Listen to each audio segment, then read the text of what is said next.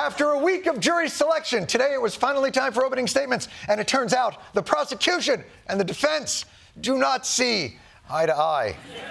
The prosecution arguing that Trump's alleged scheme to keep an adult film actress quiet is election interference, pure and simple in those words. Trump defense lawyer Todd Blanche told the jury that the former president, though, did not violate the law.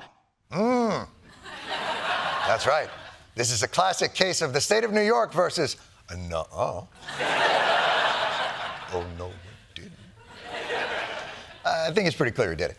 Anyway, this trial will obviously be a test of the fairness of the American legal system, but it's also a test of the media's ability to cover Donald Trump in a responsible way, a task they have acknowledged they've performed poorly in the past.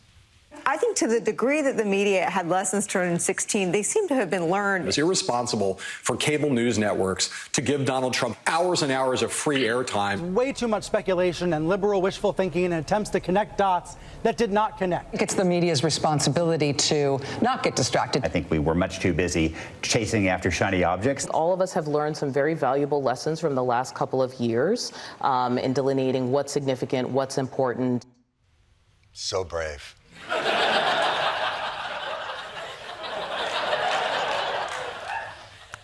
Well done.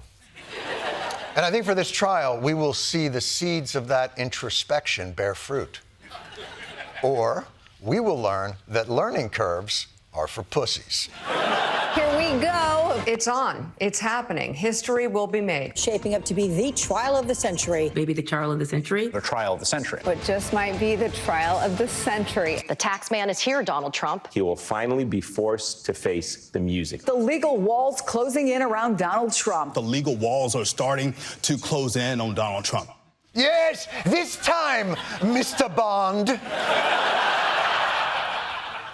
It truly is your doom. Now, if you'll excuse me, I'm going to leave this room. Obviously, when I leave, I'm not going to press this button right here that opens all the doors and dismantles the killing machine I've established. Don't follow me, Mr. Bond. Perhaps if we limit the coverage to the issues at hand and try not to create an all-encompassing spectacle of the most banal of details, perhaps that would help. You're looking at live pictures in New York City of Donald Trump's motorcade. It's about a 20-minute drive between Trump Tower and the court building. Trump leaving Trump Tower on 5th Avenue. They're now making their way across town along 57th Street. They just crossed Park Avenue, making their way up towards Lexington Avenue. He's heading down the FDR To the Manhattan courthouse on Chambers Street. arriving at this intersection of American history with defiance. Arriving at the intersection of American history with defiance, the brilliant juxtaposing of the gravitas of the moment with simple traffic terms was... He arrived at the intersection of American history where he put a quarter in the parking meter of destiny. Leaving the car, looking to avoid stepping in the urine puddle of jurisprudence. Seriously, are we going to follow this guy to court every f***ing day?